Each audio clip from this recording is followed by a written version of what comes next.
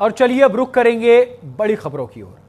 उत्तर प्रदेश सरकार का ऐलान है कि भ्रष्टाचार करने वालों की अब खैर नहीं, पर चंदौली जिले में जिला अधिकारी के एक नहीं, दो नहीं, तीन पत्रों और टेलीफोनिक आदेश के बाद भी कार्रवाई न हुई, कई सवाल खड़ा करता है।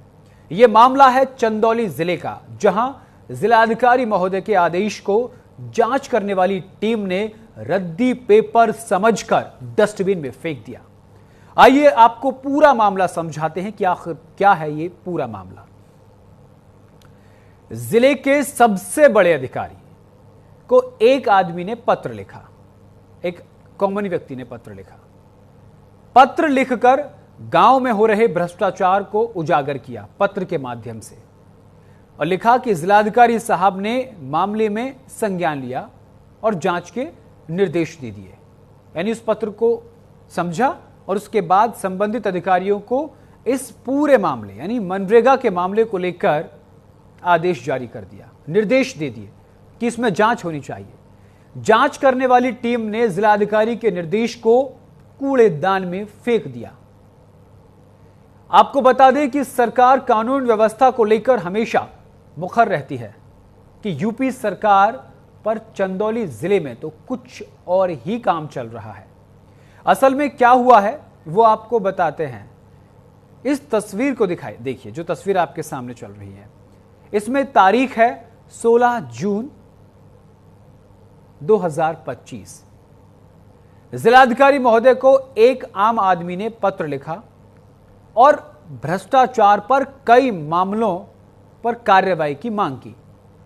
अब आपको दूसरी तस्वीर दिखाते हैं जो कि 2 जुलाई की है। 2 जुलाई को जिलाधिकारी कार्यालय से एक चिट्ठी लिखी गई जिसमें 2 अधिकारियों का नाम भी शामिल है, श्वेता सिंह और भूपेंद्र सिंह। इनको निर्देश दिया गया कि बिना पक्षपात किए मामले की जांच करें। यानी कि ग्रामीण के पत्र लिखने के बाद जिला अधिकारी ने संज्ञान लिया और उसके बाद 2 जुलाई को एक पत्र लिखकर 2 अधिकारियों को उसमें नाम शामिल किया। अब हम आपको तीसरी तस्वीर दिखाते हैं, जो मुख्य विकास अधिकारी यानी कि सीडीओ ने, ये भी आईएएस अधिकारी होते हैं, मुख्य विकास अधिकारी कार्यालय से लिखी गई, जिसमें साफ साफ लिखा है कि उक्त शिकायत की जांच 15 जुलाई 2025 को ग्राम पंचायत में की जाएगी, जिसके बाद शिकायतकर्ता अधिकारियों का गांव में आने की प्रतीक्षा करता रहा कि अब अधिकारी गांव में आएंगे, पूरी स्थिति का जायजा लेंगे। रात हो जाती है, तारीख बदल जाती है, लेकिन जांच के लिए प्रशासनिक अधिकारी नहीं पहुंचते हैं।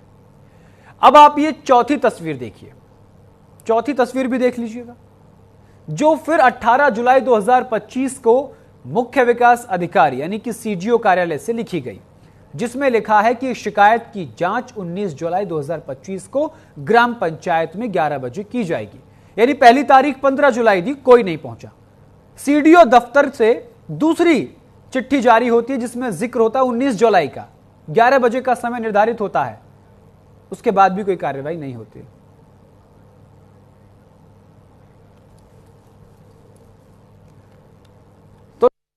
तस्वीर में आप देख सकते हैं, यानी कि एक चीज समझिए आप, जिले के अंदर सबसे पावरफुल अधिकारी होते हैं, जिला अधिकारी होता है, आईएएस ऑफिसर्स होते हैं। देश के अंदर 3 ऐसी पोस्ट होती हैं जिनको संविधान में असीमित शक्तियां दी होती हैं, जिला स्तर पर डीएम, राज्य स्तर पर सीएम और देश स्तर पर पीएम। यानी कि संविधान में असीमित शक्तियों का भंडार वाली पोस्ट कौन? डीएम, पीएम और सीएम।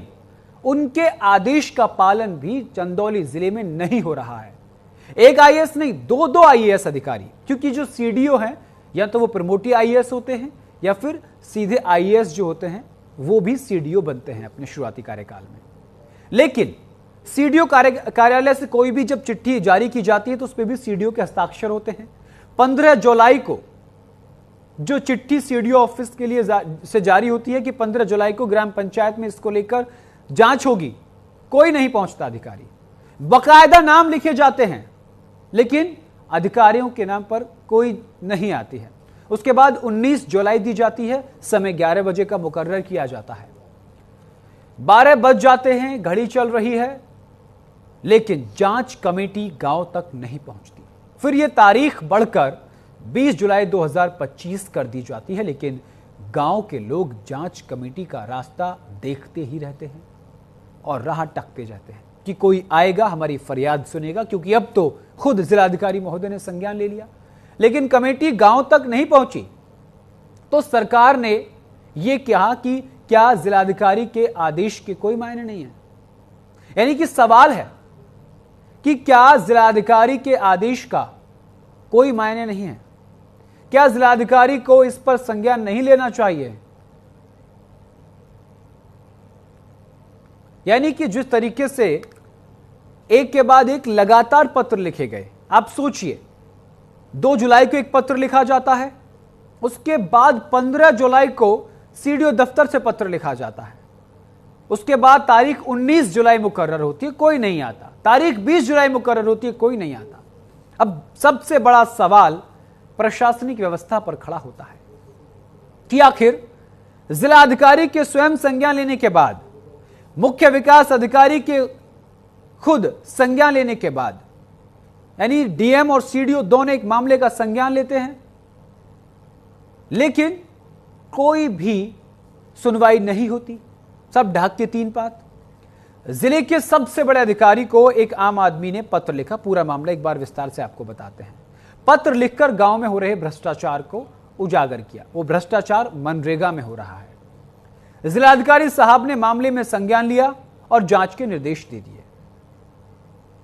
जांच करने वाली टीम ने जिलाधिकारी के निर्देश को कूड़ेदान में फेंक दिया। इस पूरे मामले पर बातचीत करेंगे हम। बातचीत करने के लिए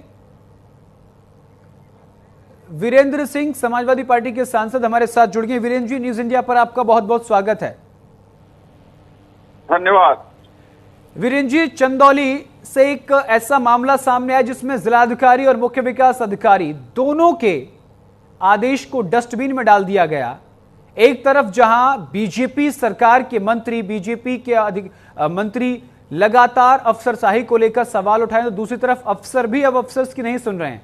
डीएम ने सीडीओ को पत्र लिखा, सीडीओ ने जांच की बात की, लेकिन कुछ नहीं हुआ, तारीख पे तारीख मिलती रही। हम इससे भी बड़ी बात आपको बता रहे हैं जी। मैं चंदौली जनपद के दिशा कमेटी का चेयरमैन हूँ। दिशा कमेटी में जिले के कार्यों की समीक्षा की जाती है और यदि उसमें गड़बड़ी होती है तो जांच की मांग की जाती है और सुझाव भी दिए जाते हैं काम अच्छे करने के लिए। और उस जिला कमेटी बैठक में मैंने कि जनपद में मनरेगा के तहत बहुत बड़ी धांधली हो रही है। आम जो मजदूर हैं, मनरेगा मजदूर हैं, उनके नाम से बहुत अच्छे अच्छे माफिया ठेकेदार मिल करके वो जो है उनके खाते से पैसे निकलवा लेते हैं, काम नहीं करते, न किसान जो है कि गांव को लाभ होता है बल्कि करोड़ों रुपए की लूट होती है। इसकी जांच किया जाए। लेकिन वो जांच में एक लिपापोती की गई और उसमें पुराने जो जिलाधिकारी थे उन्होंने लिख करके हमको भेज दिया कि नहीं, सब कुछ चंगा, सब कुछ अच्छा पाया गया। लेकिन हमारे पास एथेंटिक प्रमाण थे, तो इसलिए मजबूरन मुझे हाई कोर्ट जाना पड़ा।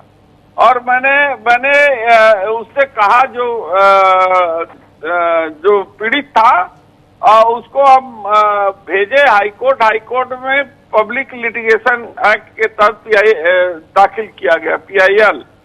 तो PIL में इन सबको नोटिस दी गई है। अभी तक नोटिस दबा के बैठे हुए हैं लोग और उस पर कोई जवाब नहीं दे रहे हैं। नहीं, तो आप बता रहे हो कि जब मेरे जैसा व्यक्ति जो एक सदन का मेंबर है और हम प्रधानमंत्री से लेके गृह मंत्री से लेके मुख्यमंत्री से लेके विकास जो है कि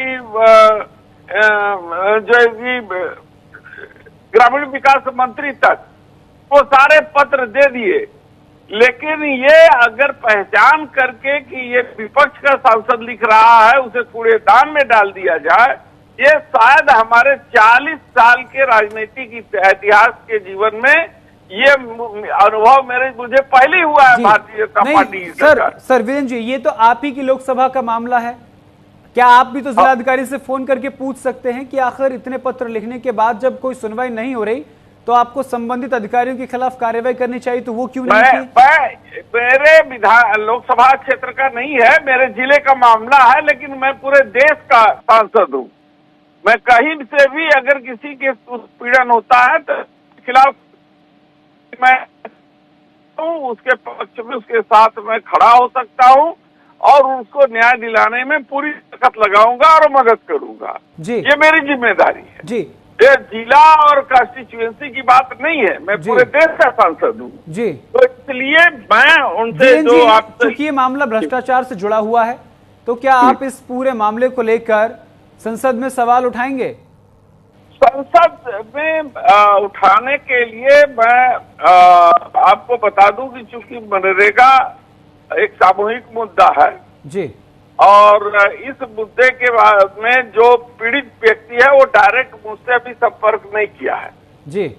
तो जब पूरा डिटेल लेकर के जब मेरे पास आएगा, हो रहा है ना, इसमें भ्रष्टाचार तो हुआ है, भ्रष्टाचार की बात निकल के सामने हुई है। हाँ, भ्रष्टाचार हुआ है। मैंने अपने आप को हम कार्रवाई भिजवा देके सदन के अंदर भ्रष्टाचार के मामले को मैंने उठाया है और मांग की है कि उच्च स्तरीय इसकी जांच कराई जाए।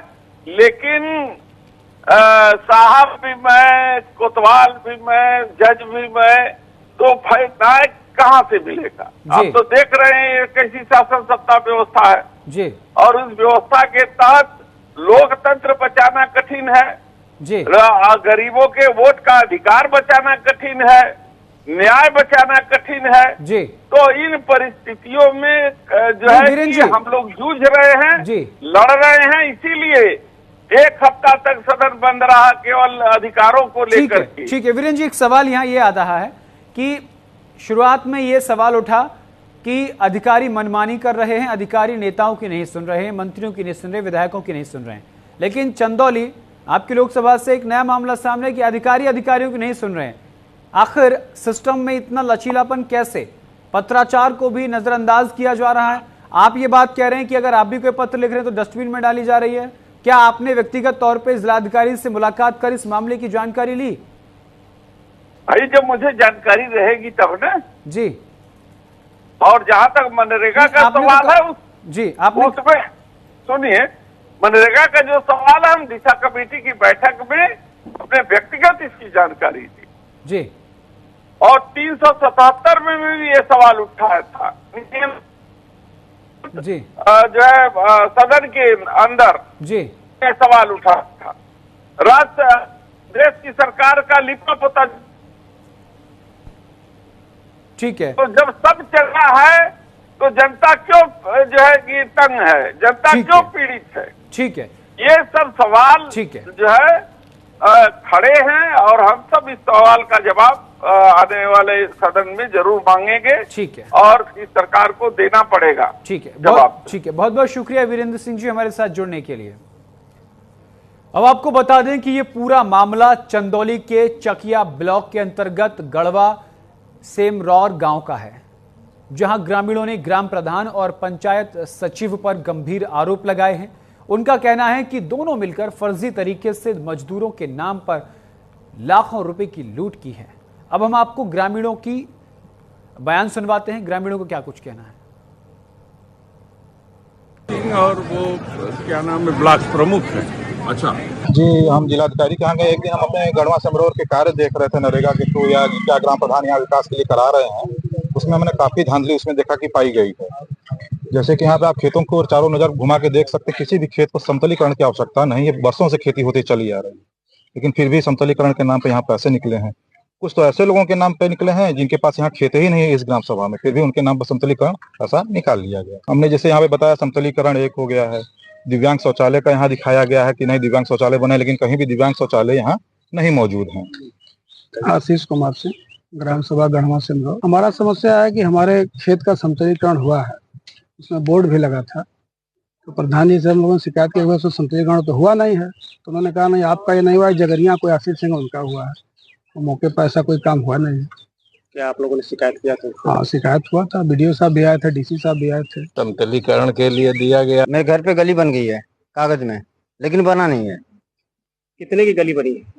गली बनी है इनके द्वार से, फौजी के द्वार से भगवती महल, लेकिन वो गली पूरी नहीं बनी है। क्या बनना था उसको? CC road? हाँ, सीसी रोड। सीसी रोड हाँ। कितने रुपए का सीसी रोड बना है कागज में? अब तो प्रधान जी जानेंगे ना। नहीं, सीसी रोड। तो सुना आपने, ग्रामीणों का कहना है कि प्रधान जी ने काम तो किया लेकिन सिर्फ कागजों में, धरातल पर कोई काम नहीं हुआ है। पर सवाल यह है कि क्या ब्लॉक लेवल के अधिकारी जिलाधिकारी के ऊपर हैं जो निर्देश मिलने के बाद भी कार्रवाई नहीं कर रहे हैं, या फिर ग्राम प्रधान और प्रशासनिक अधिकारी एक दूसरे से मिले हुए हैं जो जांच के नाम पर सिर्फ पत्र लिख रहे हैं और कार्रवाई नहीं कर रहे हैं। अब आप सुन लीजिए ग्राम प्रधान महोदय का क्या कुछ कहना है। गढ़वा सिमरौर के ग्राम प्रधान हूँ और मेरा 4 राजस्व गांव है, गढ़वा, जगरिया, सिमरौर, भोजपुरवा। आपके खिलाफ शिकायत हुई है लिखित दस्तावेज के साथ, IRS भी डाला गया है। करोड़ों की घोटाले की बात आ रही है, जैसे समतलीकरण हुआ, दिव्यांग तालाब हुआ, शौचालय हुआ, अमृत सरोवर का भी काम हुआ है, चक्रोड का भी काम हुआ है और मतलब हम कम से कम 200-500 लोगों से एफिडेविट के साथ दिलवा सकते हैं, ऐसी बात नहीं है। आरोप निराधार है, आरोप निराधार है। सवाल कई हैं, शासन से भी और प्रशासन से भी, लेकिन जवाब यही है जो आप देख रहे हैं। आम आदमी कल भी इन अधिकारियों के सामने जूझ रहा है और आज भी जूझ रहा है। अब देखना होगा कि क्या प्रशासन जागता है, क्या जिलाधिकारी महोदय कोई कार्रवाई करते हैं, या फिर ये सिलसिला बदस्तूर जारी रहेगा। फिलहाल के लिए इस कार्यक्रम में इतना ही। देश दुनिया की तमाम बड़ी और अहम खबरों के लिए देखते रहिए न्यूज़ इंडिया। नमस्कार।